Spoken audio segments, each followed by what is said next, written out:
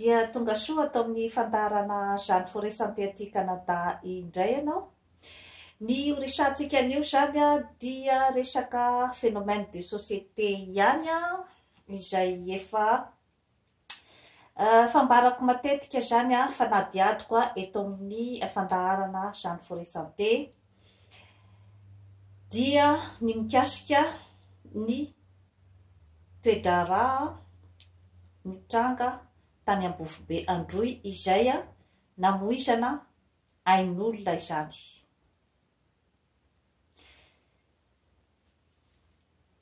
Aposako eto zany ny hevitro sy ny fijeriko mikasika an'iny zavatra mampalahelo dia mampalahelo iny. Efa nilaza ny hevitro teto mikasika ny zava-misy tany Ambohitrimanjaka. Samy malagasy daholo na ny ao Ambohitrimanjaka na ny any Ambofibe. Ka sarotra ho ahy izany ny anakombona ny vavako manoloana ny zavatra mampalahelo toy ireny. Ny zava-misy zany dia ny hoe tiana anaovana tsena manara-penitra zany ao Ambofibe, dia ny toerana izay anaovana ny tsena manara-penitra io zany dia toerana izay efa misy olona mipetraka aman-taonany maro ary efa manana trano eo, efa eo zany ny finanany, efa eo zany no misy ny fiainany iray manontolo. Olombelona zany no ho kirakiraina, ho esorina teo amin'izay toerana efa nahazatra azy izay toerana ny ainany hatramin'izay zany no tiana ho esorina teo. Ka raha ny fahafantarako azy zany dia tsy misy akory ny hoe vinavinan'asa hoe aiza zany no ametrahana an'ireo olona ireo rehefa esorina teo izy. Ary inona ny karazana zany hoe entina hanerana an'izay zavatra zay, ny hoe ny zavatra very taminy zany tamin'ny alany teo, dia hoe inona no entiny miaina zany rehefa esorina teo izy. Tsy voalaza zany izay zavatra rehetra izay tao anatin'ilay olana, fa hoe esorina teo fotsiny zany fa tiana anaovana tsena manara-penitra zany ilay toerana, satria hoe toerana amin'ny fanjakana zany ny tany eo. Misy zavatra maro zany ny mifamaofao ao anatin'izay zavatra rehetra izay. Ny tenako manokana dia tsy mandrara ny fandrosoana ary manohana ny fampandrosoana amin'ny endriny rehetra, fa saingy hoe amin'ny fomba ahoana nefa no idirana amin'izay hoe fandrosoana zay. Raha zavatra kosa angamba hoe manohatoana ny zoma olombelona dia tsaratsara angamba ny mifampidinika ny momba ny anaovana ny démarche rehetra amin'izay hoe resaka zon'olombelona no voahitsakitsaka ao anatin'izay zavatra rehetra izay. Satria zon'ny olombelona anankiray ny mipetraka amin'ny trano, ary zony ny hoe omena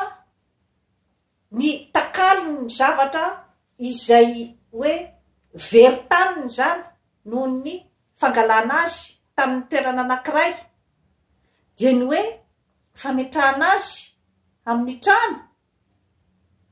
ny fanomezana azy ny zavatra ivelomany, zany zavatra rehetra izany dia miditra daholo zany ao amin'ny hoe tokony ho nisy zany ny fifampidinihana ny tompon'andraikitra rehetra teo amin'io tanàna io satria raha ny faharenesako azy zany dia misy atafidiran'ny lehibe ny tanàna zany io resaka io ary misy atafidiran'ny député ary misy ny andraikitry ny préfet sy ny miaramila moa zany izy dia nandray fotsiny zany izy ny baiko avy any amin'ny lehibe fa ireo lehibe ireo zany no tokony mba ny fampidinika ny hoe ahoana zany no anaovantsika an'ity zavatra ity raha ohatra ka jerena ny lalàna raha ohatra jerena ny maha-olombelona ary ny hoe samy fiaviana zava-dehibe izay zavatra rehetra izay ka teo amin'ny fototra ny aingana mihitsy zany raha araky ny fijeriko no misy zavatra tsy mipetraka amin'ny tokony ho izy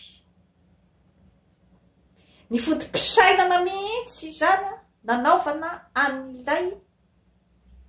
démarche sy ny projet ary indrindra zany izay le hoe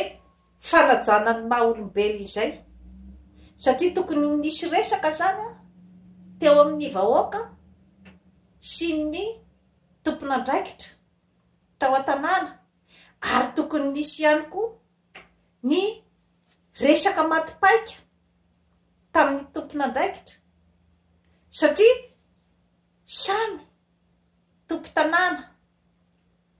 eo amin'ny toerana io daholo na dia tao ara hoe samy hafa loko ny politika ary na dia tao ara hoe samy hafa fisainana dia tokony ho nisy zany izay hoe marimaritra iraisan'izay alohan'ny nanomboana an'ilay asa indrindrandrindra koa zany marimaritra iraisana eo amin'ny vahoaka satria mantsy iny zany dia phénomène de société izay mampiseho zavatra grave de grave zany amin'ny société ao Madagasikara amin'izao fotoana izao misy olana marary dia marary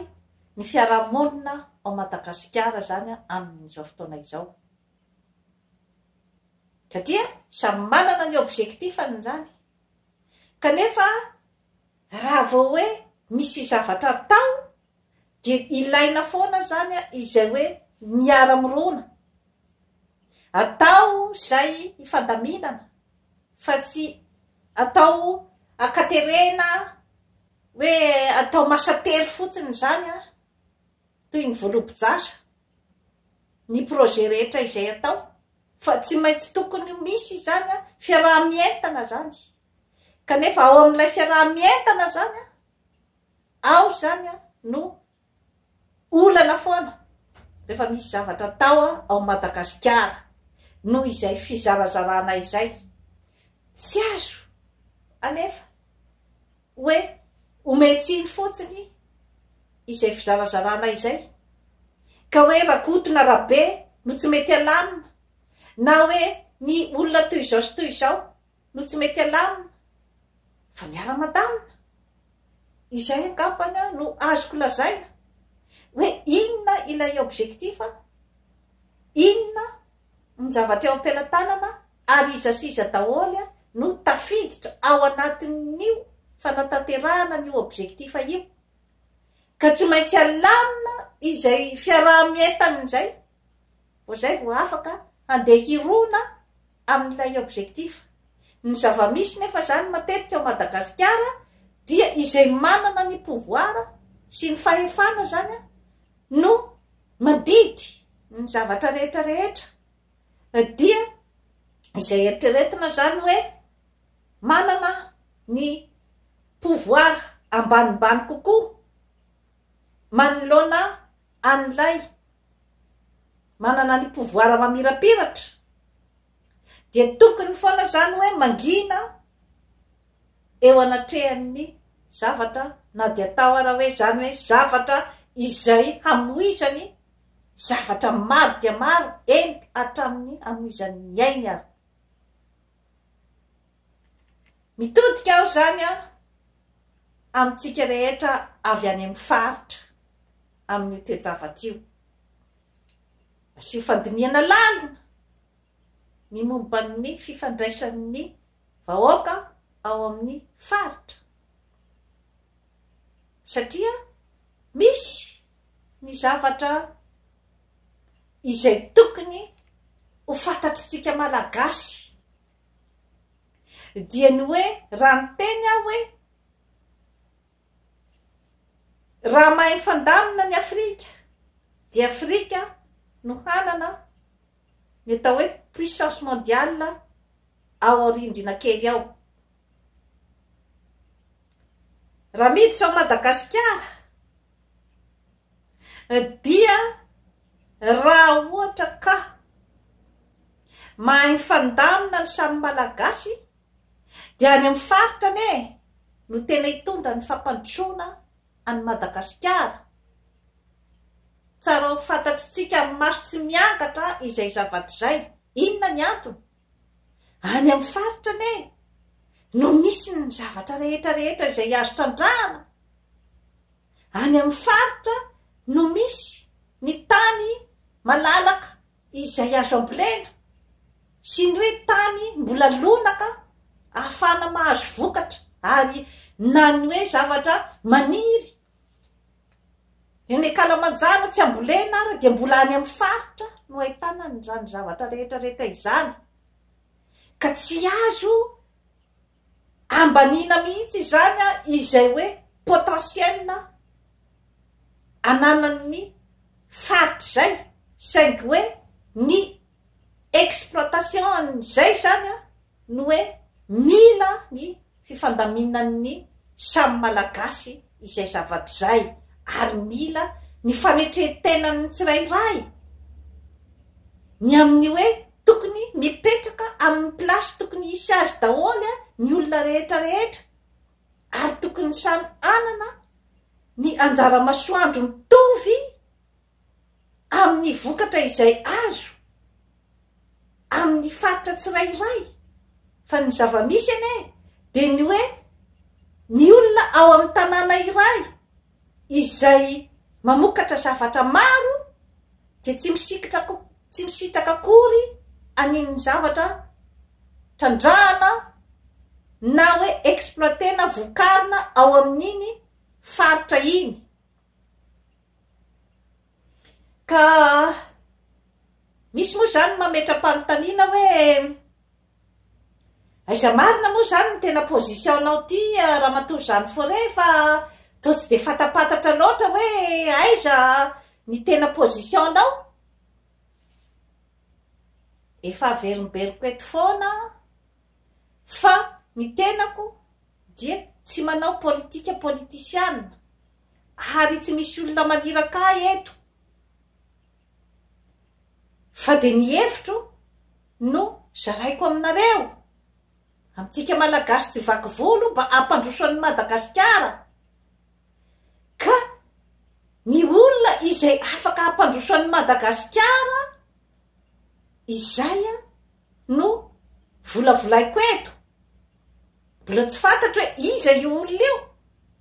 fa ny fantatro dia ny hoe izay mpitondra eo izy aloha zany no eo izy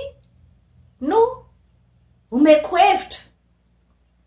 raha ohatra ka hoe misy hevitra mba tiako ampitaina zany any aminy. Indraindray koa manakina mitondra ny tsikera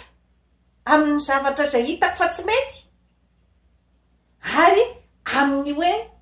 mampandraraha ahy dokotera mpandraraha dia manohana ny olona rehetra izay tonga eo aho ary mitsikera sy manome hevitra. Izay no positionko raha ohatra ka tianareo fantatra. Izany hoe izay olona rehetra mitondra eo dia toanako ary tsikeraiko mazava tsara kapa zay zavatra rehetrarehetra izay fa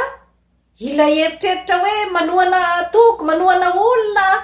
izay mantsy matetika no mahavery atsika olombelona hevitra no toanako eto ary foto-kevitra no arosoko ny hoe inona ny foto-kevitra izay mety hampandrosoan'ny Madagasikara dia izay hoe fanaovana zara mitovy tsy fanaovana zara vilana ny faritra rehetra rehetra satria natokanara ny président de la république na inona ny loko politika entiny na foko avy aiza izy dia ny tsara mazava amintsika rehetra rehetra dia ny malagasy tsy vaky volo no manana azy ho filoham-pirenena ary izy filoham-pirenena dia ny malagasy rehetra manerana ny nosy amin'ny faritra tsirairay dia iandreketany daholy zay no lalàna mipetraka ny zava-misy nefa iverenako ny tany Ambovobe Androy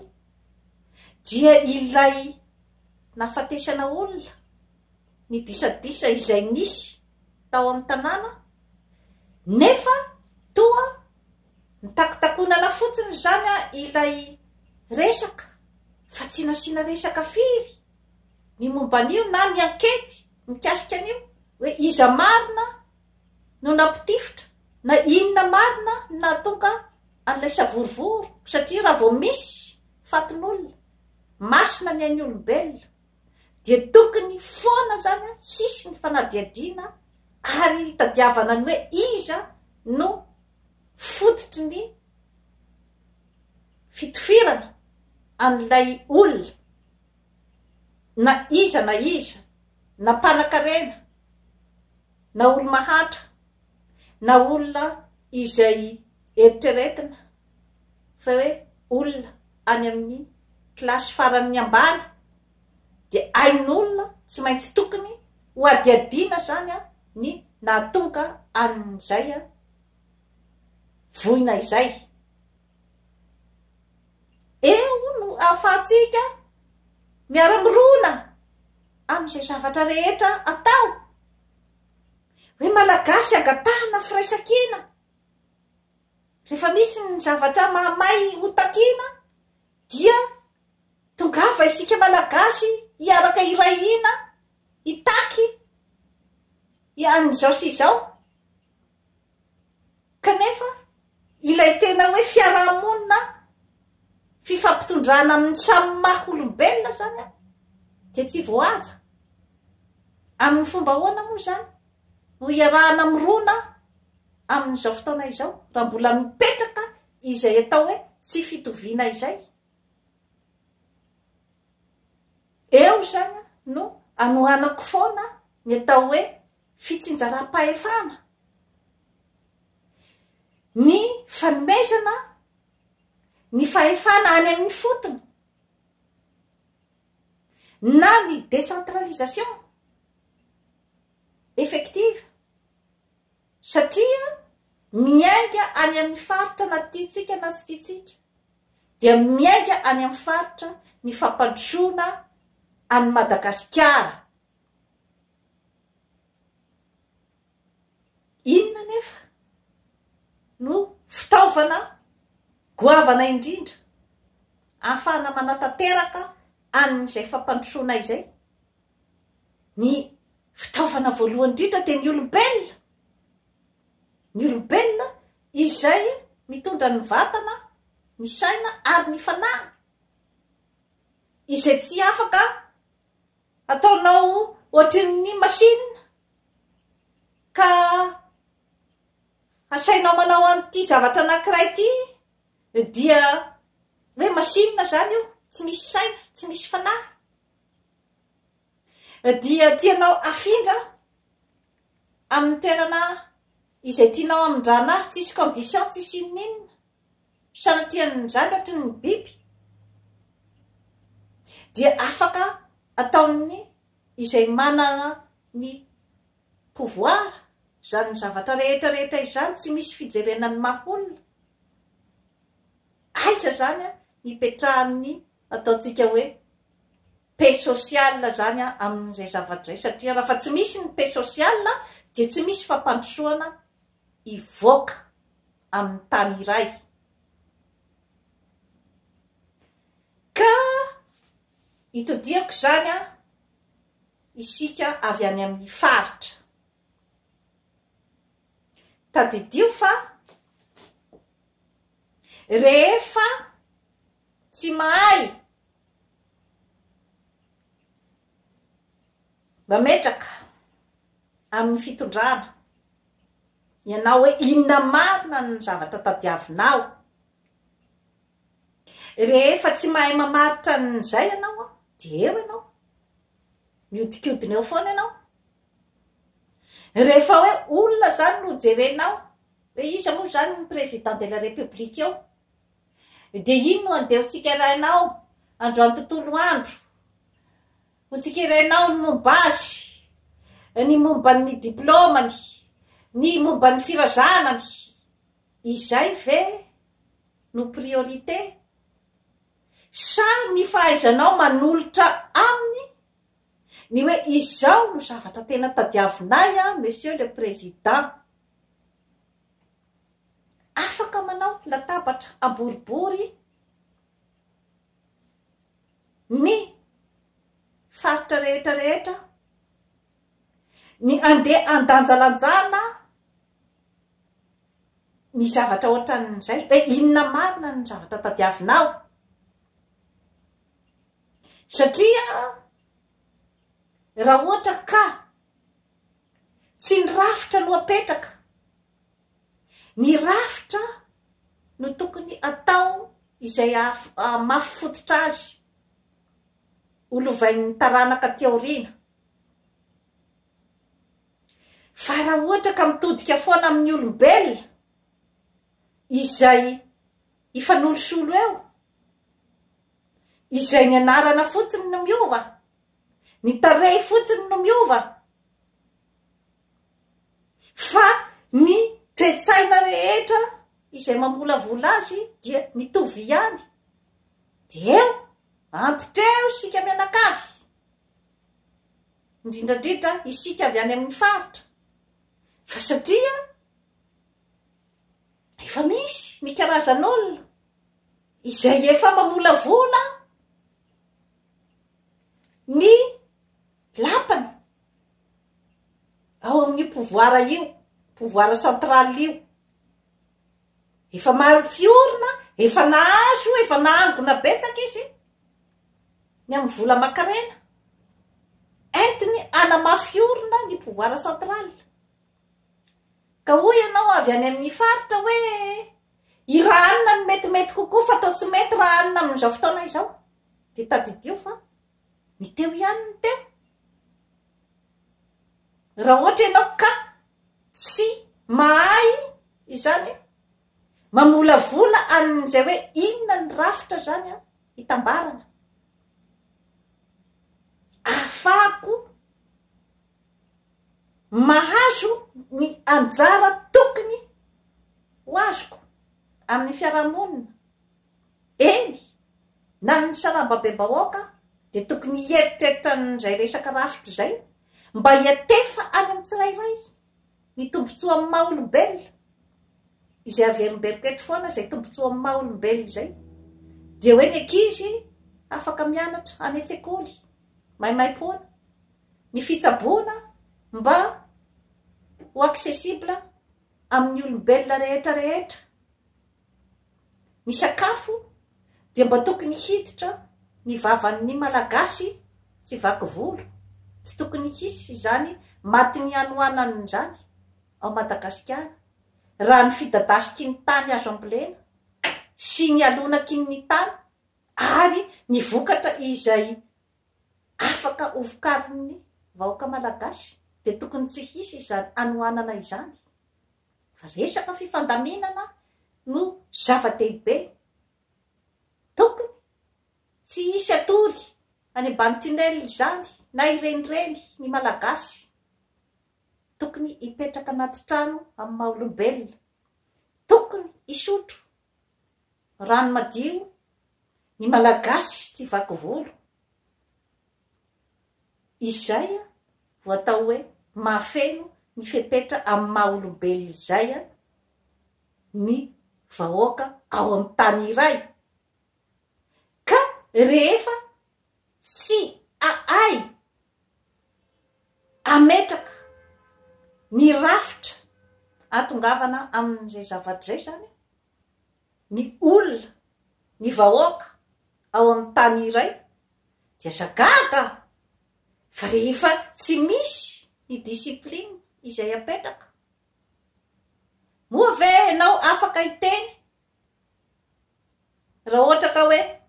trondro ny laokanao, dia afaka hiteny amin'ny saka zay tonga eo ve ianao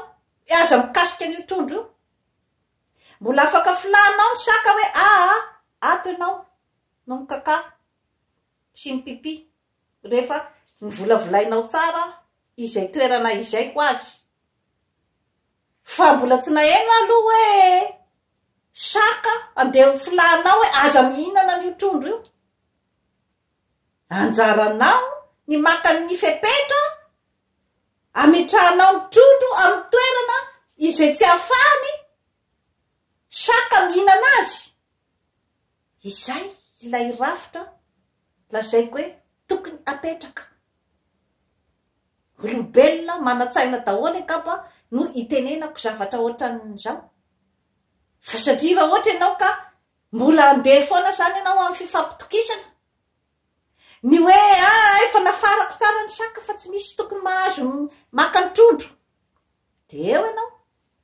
Fa na iova firy na iza saka mainty, saka fotsy, saka marron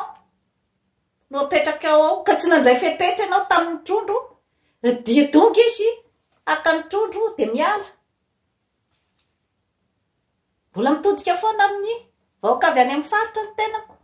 Tsy ny ompaompa izay ataonao ao isan'andro, na ny tsikera sy ny fanambaninao ny maha olombelona ny olona anankiray akory no an'ny vahiny. Fa ny izay hoe fanovana ny rafitra izay no tokony hoe ao anatin'ny lohateny alefan'ny olona rehetra amin'ny faritra zany. Raha ohatra ka te hanova zavatra marina, fa tsy ny fanompanompanao azy eo androany tontolo andro no hanova inona. Tsy mampaninina zany, tsy mampaninina ny olona efa vonina ny hoe raha fa izay ny objectif-ny hoe ameny paosy izany izy. Ka hoe tsy nisy sazy, tsy nisy inona zany natao azy fa ompaompa fotsiny, fanaratsiana izay fotsiny zany no zavatra atao azy. Efa vonina ne izy amin'izany zavatra rehetrarehetra izany. Tsy misy olona matin'ny ompa akory eto ambony tany, tsy misy olona matin'ny fanaratsiana zany. Fa rehefa tsy apetraka ny rafitra matanjaka izay mametra ny fahefana sy ny zavatra rehetrarehetra izay ataon'ny olombelona, dia mazava ho azy fa tsy maintsy irona amin'izay hoe tombontsoa malokan'izay ny olombelona rehetra eto ambony tany, raha ohatra ka tsy apetraka ny rafitra mazava. Izay zany no teny tiako atsipy amintsika rehetra avy any amin'ny faritra. Aza variana ny mitsikeran'ity fa inona ny zavatra tena tadiavinao, ary zavatra anova ny fiainan'ny malagasy tsy vaky volo. Marina fa hoe raha ohatra ka misy olona hoe raisiko zao ohatra hoe ny mpiray-tampo, mety miteny ohatra ny ray aman-dreny amin'ny lamatoa hoe ty mofo tia zarao ho anareo ohatra hoe 10 mianada mofo dipaina anankiroa. Io zany dia apetraka amin'ny fahendren'ny lamatoa zany zay fizarana ny mofo dipaina izay zany. Raha manam-pahendrena zany ny lamatoa dia hozarainy mitovy ny mofo dipaina ho an'ny zandriny rehetra zany, hozarainy anaky 10 de mitovy daholo ny para. Fa raha ohatra zany izy ka somary tsy de manam-pahendrena loatra dia mety mofo dipaina anankiray alainy ho anazy reny dia ny mofo dipaina anankiray nozarainy ho an'ny 7 mianada. Amin'izay fotoana izay dia hitarahina ny ray tapo hoe fanahoana no mahazo ny mofo dipaina ngeza be foana ny lamatoa fa izahay ty zavatra kely ty foana. Ka izany no nasain'ny dada sy neny ny zarany ty, tsy ilaina mamaly valy ao iketaka sikoto fa nareo ny zandriny, izany zokiny zay tiako atao. Rehefa tsy mametraka zany ny ray tapo riketaka sikoto hoe zarao amin'ny tokony hoe zarao mitovy ny mofo dipaina rehetra rehetra mba samy hanana. Rehefa tsy nametraka an'izay zany iketaka sikoto dia sakaka fa tapaka mofo ohatran'iny foana no azonao mandritry ny iarahanareo amiray tapo ao, ary mety hifamono ara zany ny hafaran'ny ankizy ao. Zay ny zava-misy ary hitondra ratrapo amin'ny fifampitondrana any aoriana zany zavatra rehetra rehetra izany. Ny ray aman-dreny izay hoe mety akapa ray aman-dreny hoe